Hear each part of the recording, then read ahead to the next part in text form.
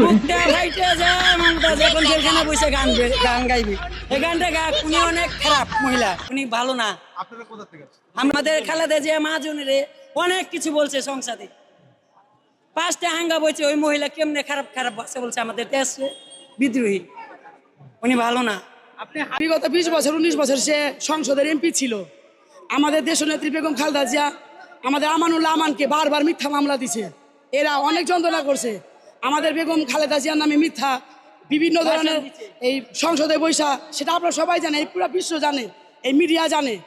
Police যখন মমতাজ রে নিয়া আমার চোখের সামনে দিয়া, হাইরে পুলিশ যখন মমতাজ রে নিয়া আমার চোখের সামনে দিয়া রঙ্গ কইরা হাইটা যায়, আমার বুকটা ফাইটা যায়।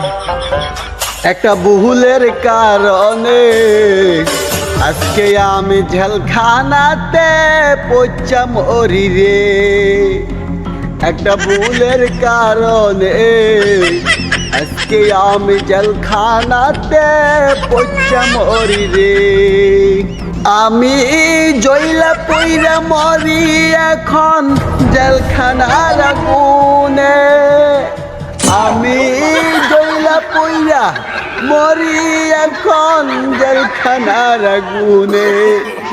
এই মমতাজা অনেক জ্বালাইছস, অনেক জ্বালাইছস মমতাজা, অনেক নষ্টামি করছস, সমাজটারে অনেক ধ্বংস করছস।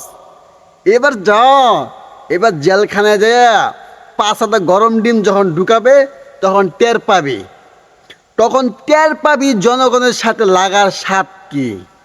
এটা বাংলার জনগণ, বুইলা গেছস? ক্ষমতা পাইয়া বুইলা গেছিলি নাকি?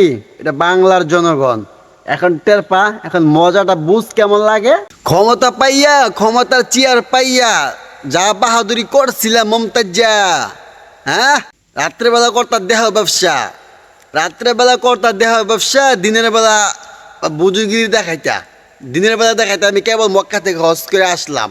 হ্যাঁ এই মমতাজা বলছে যে প্রবাসীরা এক মাসে কামায় 1 লক্ষ টাকা, আর আমি এক রাইতে কামাই 1 লক্ষ টাকা। আর তুই কামাবি তো, তুই কামাবি তো, তোর কাছে যে টাকা ওই যে ইনকাম করার মেশিন আছে, আমার কাছে তো দেওয়ান মেশিন আছে।